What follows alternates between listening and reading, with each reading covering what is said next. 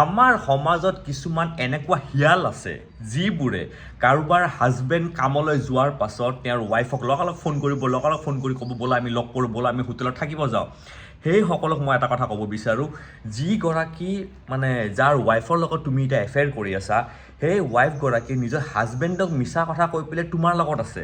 তাৰ মানে তেওঁৰ বেছি সময় নালাগে যে তোমাক এটা মিছা কেছত ফচাই দিবলৈ তেওঁৰ হাজবেণ্ডৰ কথা শুনি পালে। কাৰণ এনেকুৱা কেছ মই বহুত পাইছোঁ য'ত হাজবেণ্ডৰ লগত ৰিলেশ্যনশ্বিপ বেয়া চলি থাকোঁতে কাৰোবাৰ লগত এফেয়াৰ ৰাখে, তাৰপিছত হাজবেণ্ডৰ লগত যে ৰিলেশ্যন ভাল হৈ যায়, তাৰপিছত কি হয়, সেই যাৰ লগত এফেয়াৰ থাকে তেওঁৰ ওপৰতে মিছা কেছ লগাই দিয়ে, ৰেপ লগাই দিয়ে, যে তেওঁক মানে তেওঁৰ লগত কিবা জোৰ জবৰদস্তি কৰি পেলাই ৰেপ কৰিছিলে বা ৰেপ এটেম্প কৰিছিলে। তাৰপিছত কি হয়, তেওঁৰ 7 বছৰৰ পৰা 10 বছৰলৈকে জেল হোৱাও চান্স থাকে। সেইকাৰণে যদি এফেয়াৰ ৰাখিছা, এফেয়াৰ ৰাখিলে কিন্তু এইকেইটা কথা অলপ মনত ৰাখিবা আৰু পাৰিলে এইবোৰ বস্তুৰ পৰা দূৰতে থাকিব লাগে।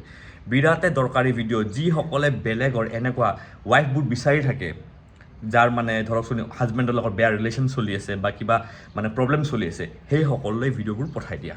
জয় আই অসম।